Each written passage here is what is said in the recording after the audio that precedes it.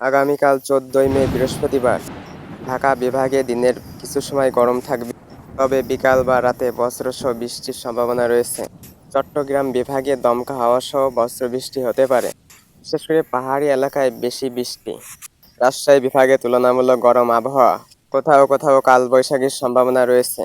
খুলনা বিভাগে আংশিক মেঘলা আকাশ, সন্ধ্যার পরে বৃষ্টি হতে পারে। বরিশাল বিভাগে বৃষ্টি ও দমকা হাওয়ার সম্ভাবনা বেশি, নদীবন্দর এলাকায় সতর্কতা থাকতে পারে। সিলেট বিভাগে মেঘলা আবহাওয়া ও কয়েক দফা বৃষ্টির সম্ভাবনা। সিলেট বিভাগে মেঘলা আবহাওয়া এবং কয়েক দফা বৃষ্টির সম্ভাবনা রয়েছে। রংপুর বিভাগে বৃষ্টিসহ কয়েক দফায় বজ্রসহ ঝোড়ো হাওয়া বয়ে যেতে পারে। ময়মনসিংহ বিভাগে গরমের পাশাপাশি বিকালে বজ্রসহ বৃষ্টির ভারী সম্ভাবনা রয়েছে।